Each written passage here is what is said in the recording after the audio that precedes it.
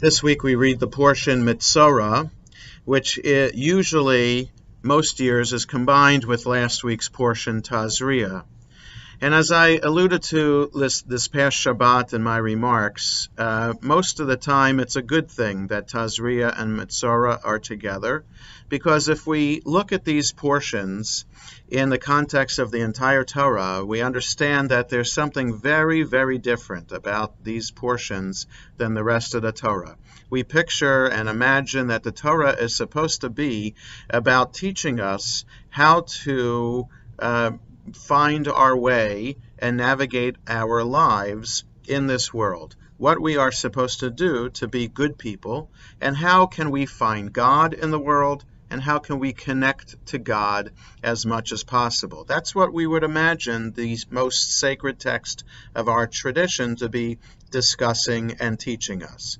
And then we get to the portions Tazria and Metzora, and we try to figure out, what does this have to do with the rest of the Torah?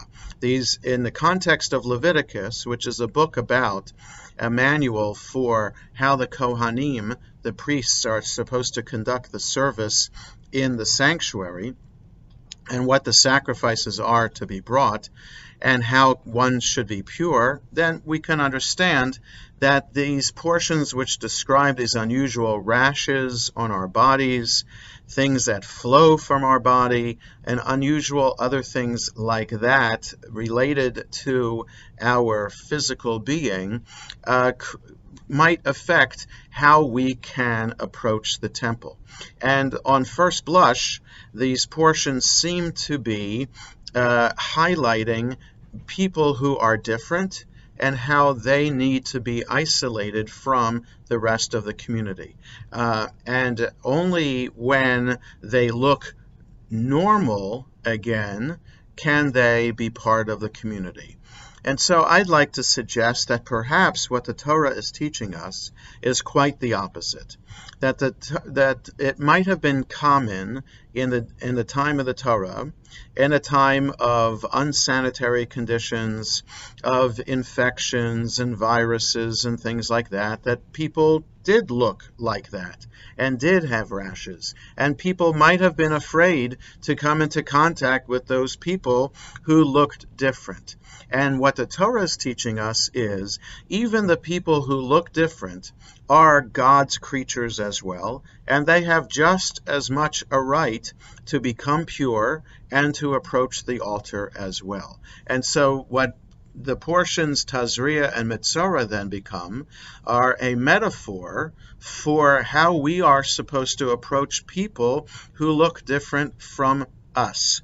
In other words, our natural inclination is to think that we are the normal people, and people who do not look like us or act like us or talk like us are different and therefore are not part of our community. What Tazria and Metzora teach us is that people who are different are just as much like us. We shouldn't treat them as different. We should all be part of God's community. We all have the right to become pure. We all have the right to spirituality and to holiness. And so in this season, as Passover approaches, when we as a community get ready to celebrate the most important historical holiday, let us keep that message of community in mind. Shabbat Shalom.